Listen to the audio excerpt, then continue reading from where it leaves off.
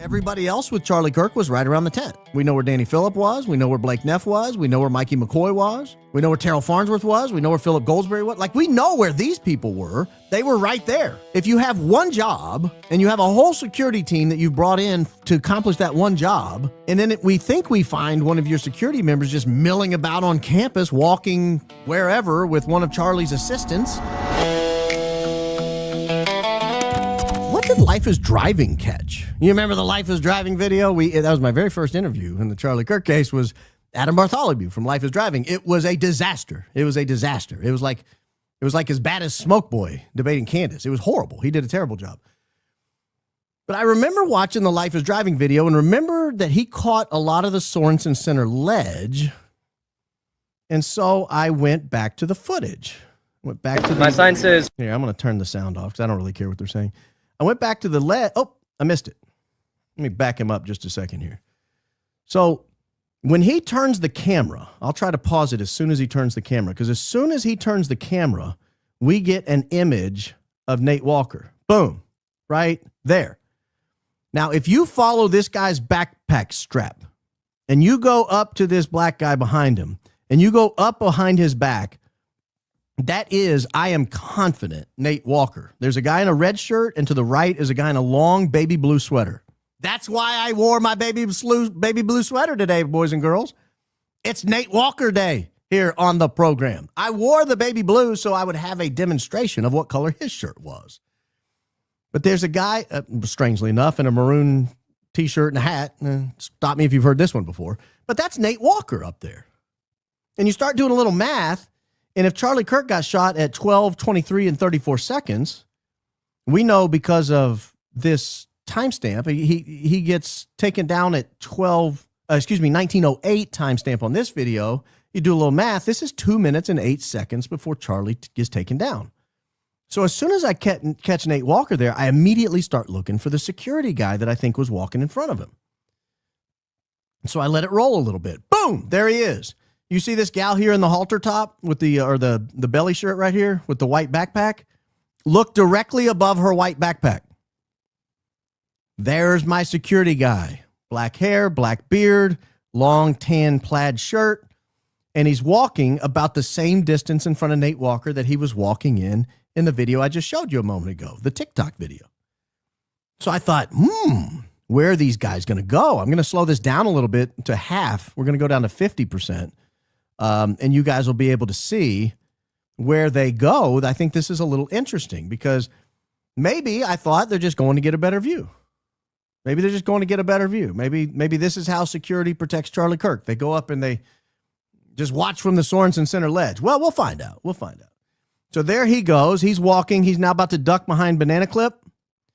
You'll see Nate Walker pop out behind the puffy-haired guy. There he is right there. That's Nate Walker directly above the backpack. That is Nate Walker right there, directly above the backpack. He walks like Bigfoot. He got that long stride with his arms. It's very distinctive. You don't have to do gait analysis. You can do swinging arm analysis when it comes to Nate Walker.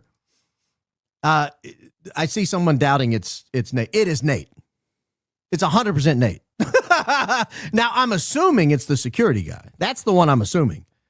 I'm not assuming it's Nate, guys. That's Nate. I'm telling you, that's Nate. So he's walking, he's swinging his arms. Now, they're both behind Backpack Man. See the Backpack Man here in the black shirt? You're going to see the security guy pop out first, right about where my mouse is here, over Backpack Guy's left shoulder. As we're looking at him, it's the shoulder on the right side of the screen. So we're going to see the security guy pop out on that side first. And when he pops out, Nate Walker will be just behind him. So there he is. Boom. That's the guy I'm assuming is the security guy. And if you go back to this footage, if you want to look at this timestamp, this all takes place just before and right at the 17-minute mark and to about the 18-minute mark. All this footage takes place there. So you can double check me, pull up the Life is Driving video, go to about 16:58 or 9 and just watch about a minute. You'll see it all up there. I don't know how after YouTube compresses in order to save space and sends it out. I don't know how it's translating to you, but to me, this is crystal clear. But that's him that just popped out over his left shoulder. So let's roll it forward a little bit more. And again, the guy had one job. assuming it's Charlie Kirk security guy, which I do. Charlie Kirk security had one job. They're Charlie Kirk security. They're not Nate Walker security. They're not UVU students near the Chick-fil-A security. They're not UVU students in the Sorenson Center security. He's just milling about. Charlie Kirk's under control. We're not worried about his security. Boom, there's Nate Walker, pops out right behind him.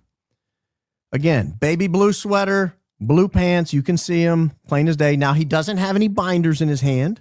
We saw him earlier with binders. He doesn't have his leather passenger bag. We saw him earlier with a leather passenger bag. But that's him. That's him.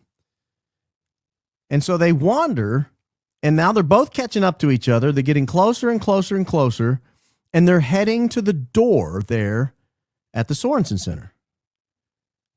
And now they're behind this brunette girl in the purple shirt, and then they sort of disappear. And then they're gone. Now, we might be tempted to think, well, maybe they just went in the Sorenson Center and had to go number 2 or something, right? Well, that might make sense, except we're now like 90 seconds before Charlie Kirk goes down. And they're not coming back. They don't pop out. I'm letting it roll a minute so you can see they don't just like turn. They're not just doing like a loop and turning around and coming back. Like they're in there.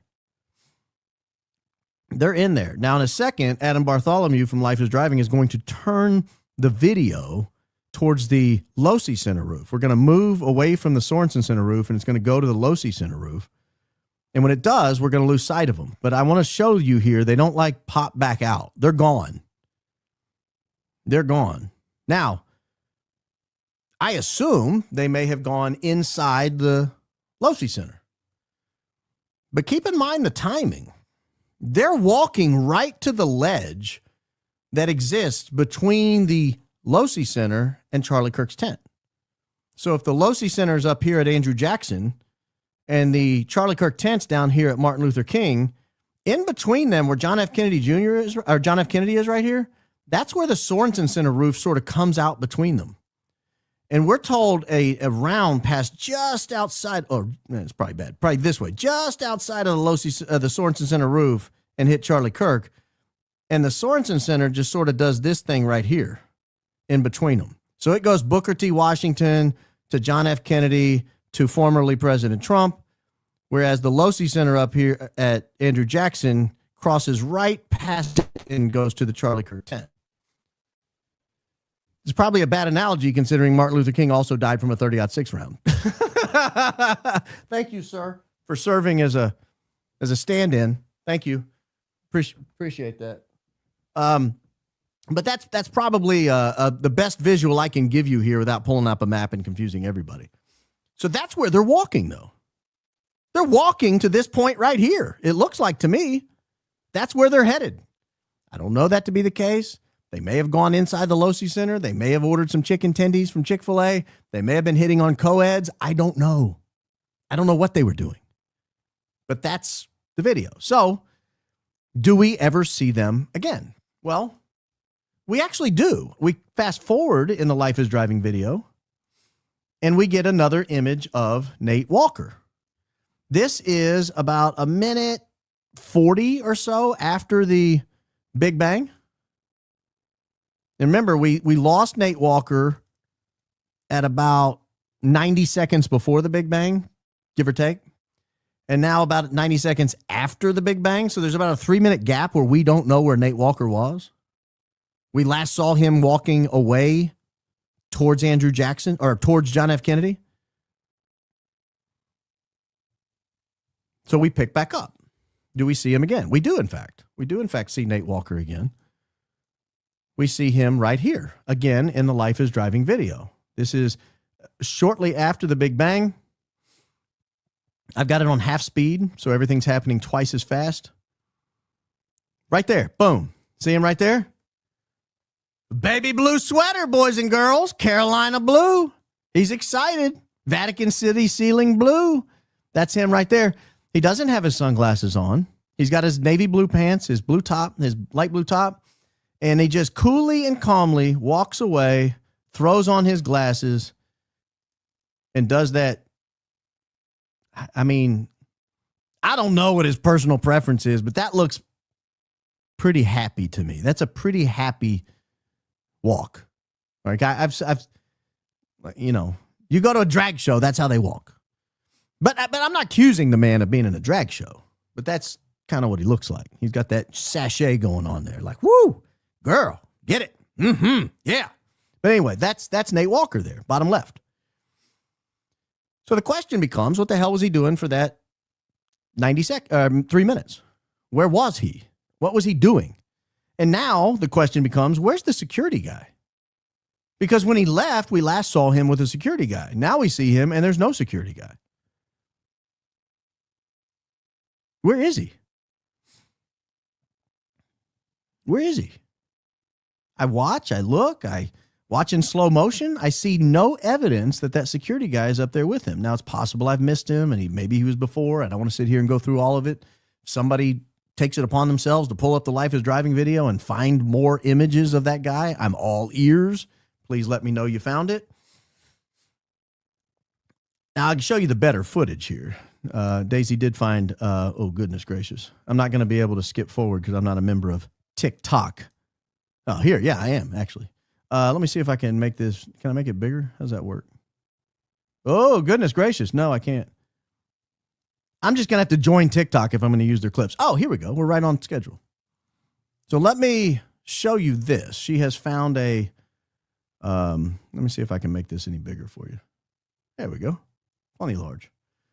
So I'm not going to be able to slow this down, but you're going to look back here. See, there's the guy in the tan long sleeve checker pattern. Again, the guy in the backpack and the mask and the guy with the microphone. He's between them. And you'll see a little sliver of baby blue sneaking out behind this buff fella in the white T-shirt. You'll see a little sliver of baby blue, and now I'm going to let it roll. Let me see if I can kill the volume. Yeah, now I'm going to let it roll. There he is. That's Nate Walker. And you see they walk. Walker, that's a good name for Nate Walker. He's walking. Now he turns the camera around, and you can see Nate Walker and that guy getting ready to turn right to go towards the Sorenson Center. So it's all there. It's all there.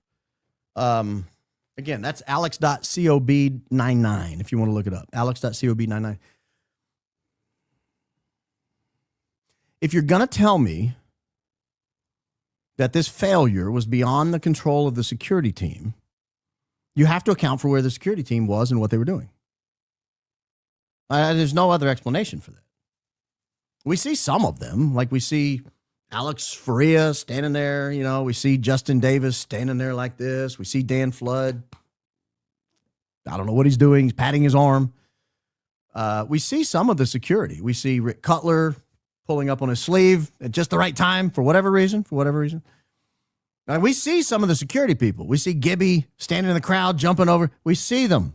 They've identified them. We know their first name. We know their last name. We know where they were positioned. We know what their role was. We know what they were doing. We heard Brian Harpole give a description of how they have zones and everybody has coverage. What the hell was this guy's role?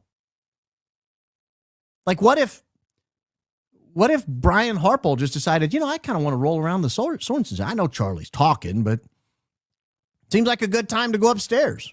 Just wander around, mill about. Well, don't you have a plan? I mean, everybody else with Charlie Kirk was right around the tent. We know where Danny Phillip was. We know where Blake Neff was. We know where Mikey McCoy was. We know where Terrell Farnsworth was. We know where Philip Goldsberry was. Like, we know where these people were. They were right there. If you have one job and you have a whole security team that you've brought in to accomplish that one job, and then we think we find one of your security members just milling about on campus, walking wherever with one of Charlie's assistants, frankly, a new hire, by the way. I believe Nate Walker was hired in the last month or two before Charlie died. I could be wrong about that. I'm open to suggestion that I'm incorrect and need to correct that, but I don't think I am. I think I'm right about that. I think this security guy may be not a long timer himself. So we have two new guys in the org. Just what are they doing? What are they doing? Is this normal for Charlie Kirk security? Is this normal for Charlie Kirk's team to just sort of, Well, he's talking. Let's just go for a walk. Let's just mill about. And then afterwards, what are you doing throwing your sunglasses on and sashaying out of there? It's a really, they act like we don't have a right to ask all these questions. They act like we don't have a right to ask all these questions and we're horrible people for asking. I'm not suggesting anyone find out who this Christopher guy is and harass him or contact him or suggest he did anything wrong. But I am suggesting that TPUSA needs to have an account for what everyone's role was and the people who didn't do their role, why. Again, Charlie died. I mean, just think if you're the life insurance company, you pay out what, 20, 30, 40, 50 million dollars. I don't know what they paid out, but I imagine he had a very large life insurance policy. The premium was hundreds of thousands of dollars per year. You would think they would want to know, like, okay, you had a security team and they're just walking by the Sorenson Center at the time he dies. It's weird. Just a thought. I don't have an answer. I don't have an explanation. I certainly don't want anyone harassed. I certainly don't want anyone contacted. But I think TPUSA should account. I think if Blake Neff wants to jump in on conversations involving this guy and come to his defense, then Blake Neff should take it upon himself to explain what he was doing and why he was doing it.